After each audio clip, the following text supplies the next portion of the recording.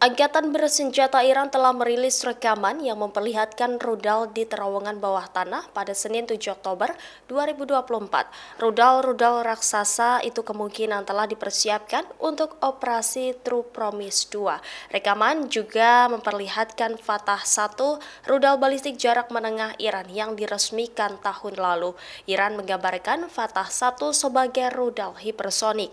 Senjata mematikan itu diklaim dapat menargetkan sistem pertahanan udara canggih musuh.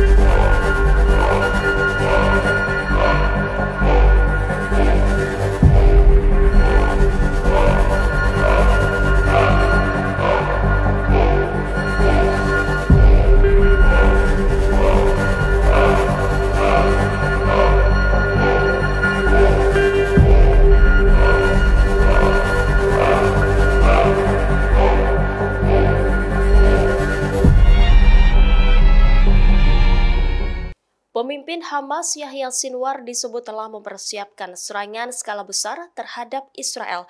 Rencana itu telah tersusun rapi 6 bulan sebelum operasi Banjir Al-Aqsa yang diluncurkan pada 7 Oktober tahun lalu. Demikian diungkap laporan Washington Post yang dipublikasikan pada Sabtu 5 Oktober. Menurut sumber yang bertemu dengan Sinwar di awal 2023, pemimpin Hamas itu telah mengisyaratkan rencana yang signifikan. Namun saat itu tidak ada rincian spesifik yang diberikan. Meskipun bertahun-tahun terisolasi di jalur padat penduduk, Hamas menghabiskan waktu bertahun-tahun menyempurnakan mesin perangnya. Kelompok militan yang menguasai Gaza itu membuat mesin perang yang dapat membuat amunisinya sendiri dan melaksanakan operasi tanpa persetujuan atau bahkan diketahui pihak luar. Washington Post menyebut Hamas mengembangkan persenjataan canggih berupa roket rakitan dan alat peledak rakitan di dalam terowongan bawah tanah yang rumit. Laporan itu menuduh Hamas mengandalkan dukungan keuangan eksternal dan pelatihan dari Iran. Akan tetapi klaim ini belum sepenuhnya diverifikasi karena kurangnya bukti substansial. Hal ini juga menunjukkan sebagian besar sumber daya Hamas dilaporkan diambil dari dana bantuan, sumbangan amal, dan pendapatan pajak lokal.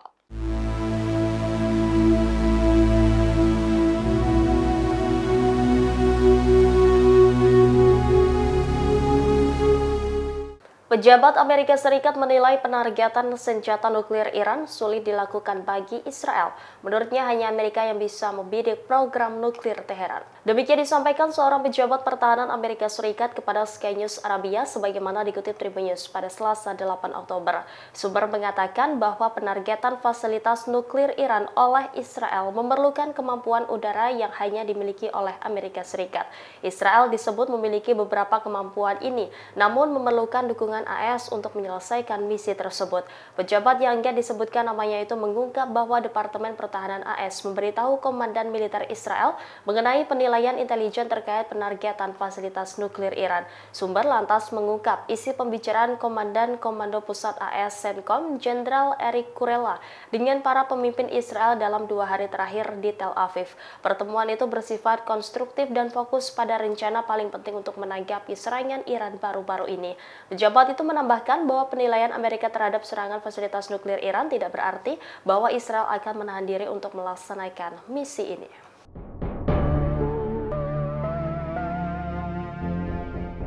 Iran dilaporkan telah menyusun rencana strategis jika Israel menyerang balik Teheran. Setidaknya ada 10 skenario yang telah disiapkan oleh unit angkatan bersenjata Iran.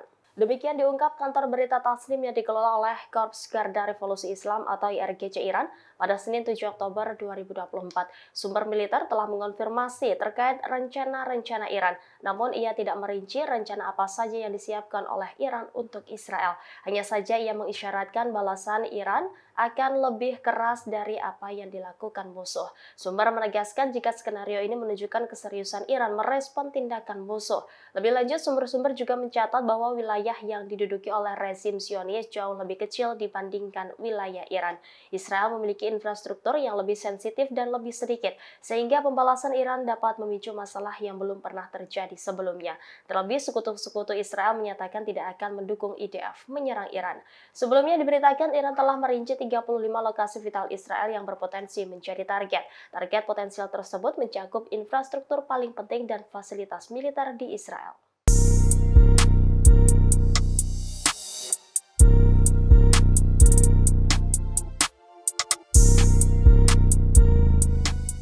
Militer Israel mengungkap kerugian militernya setelah bertempur melawan beberapa front perlawanan sejak 7 Oktober 2023 lalu. Diketahui Israel menghadapi serangan dari Hamas di Gaza, Hizbullah dari Lebanon, Houthi Yaman, hingga milisi pro-Iran di Irak. Ini merupakan konflik paling berdarah di negara Zionis dalam 5 dekade terakhir. IDF pada Minggu 6 Oktober mengakui sedikitnya 726 tentaranya telah tewas terbunuh sejak perang setahun yang lalu. Dari jumlah tersebut 346 tewas selama operasi darat di Gaza, Palestina. Sementara 56 diantaranya tewas akibat tembakan kawan sendiri atau kecelakaan operasional lainnya. Sebanyak 4.576 tentara Israel telah terluka dalam periode yang sama. 2.300 diantaranya terluka selama operasi darat di Gaza. Lebih lanjut, IDF dalam pernyataannya mencatat bahwa jumlah korban tewas saat ini hanya mencakup mereka yang namanya telah diizinkan untuk dipublikasi, sehingga jumlah sebenarnya kemungkinan bisa jauh lebih tinggi. Adapun jumlah kematian tentara Israel merupakan kerugian tertinggi yang diderita negara Zionis itu selama konflik militer sejak Perang Yom Kippur di tahun 1973, di mana perang saat itu menewaskan 2.600 tentara Israel. Pernyataan IDF tidak menyebutkan berapa banyak tentara yang tewas di Lebanon. Namun IDF mengklaim bahwa para pejuangnya telah membunuh lebih dari 25 personel Israel sejak IDF menyerbu Lebanon pada Selasa 1 Oktober.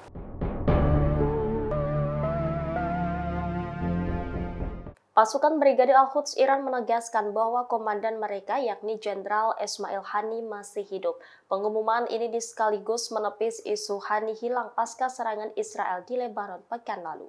Wakil Komandan Al-Quds Iraj Majedi pada Senin 7 Oktober mengungkapkan kondisi Hani. Ia mengatakan Brigadir Jenderal Hani saat ini dalam kondisi aman dan sehat. Menurutnya, Hani juga melakukan aktivitas secara normal, namun dia tidak mengungkap di mana keberadaan Hani pasca serangan Israel. Namun dua sumber keamanan senior Iran yang enggan disebutkan namanya menuturkan bahwa Hani kini berada di area pinggiran selatan Beirut yang dikenal sebagai Dehiyeh.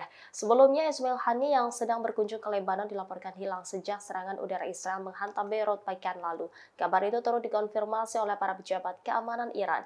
Dalam keterangannya, mereka mengatakan bahwa otoritas Iran dan Hizbullah tidak dapat menghubungi Hani sejak serangan itu terjadi. Sementara menurut pernyataan juru bicara militer Israel, Letnan Kolonel Nadav Shoshani mengatakan bahwa pasukannya saat ini masih mengidentifikasi korban-korban dari serangan tersebut.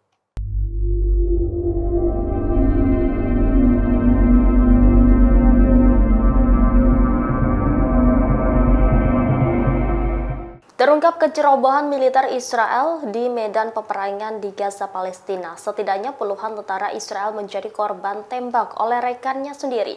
Demikian telah diakui oleh pasukan pertahanan Israel. IDF dalam pernyataannya pada Minggu 6 Oktober 2024 mengatakan 56 tentaranya tewas ditembaki oleh rekannya sendiri atau kecelakaan operasional lainnya. Insiden tersebut terjadi selama perang dengan Hamas dalam setahun terakhir.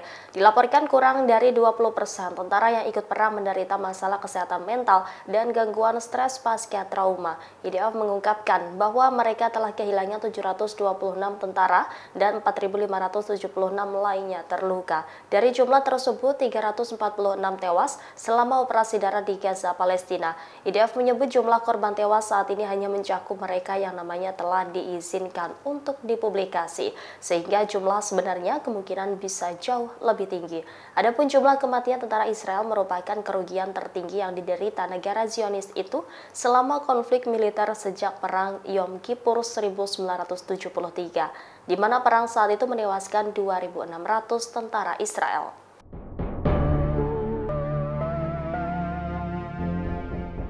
Militer Israel masih terus menggempur habis-habisan wilayah Lebanon. Tidak hanya lewat udara, Israel diduga juga akan menyiapkan serangan lewat laut. Hal ini dilakukan untuk menumpas Hizbullah, milisi pro-Iran di negara tersebut. Pasukan pertahanan Israel memperingatkan warga Lebanon yang ada di pesisir pantai di Lebanon Selatan untuk menjauhi wilayah tersebut. IDF dalam pernyataannya mengisyaratkan potensi serangan ke Lebanon melalui laut. Peringatan ini disampaikan juru bicara militer Israel, Avichai Adri, dalam postingan di akun X-nya. Ia mengklaim aktivitas Hizbullah memaksa militer mengambil tindakan melawannya.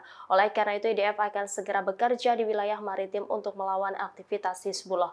IDF meminta warga Lebanon agar tidak melakukan aktivitas di laut atau pantai karena dapat menjadi sasaran serangan IDF. IDF sebelumnya telah mengeluarkan beberapa peringatan kepada warga Lebanon, terutama yang berada di wilayah yang dikuasai Hizbullah. IDF berulang kali menyerukan evakuasi rumah di beberapa wilayah termasuk Lebanon Selatan, BK, dan pinggiran selatan Beirut. Download Tribun X sekarang, menghadirkan lokal menjadi Indonesia.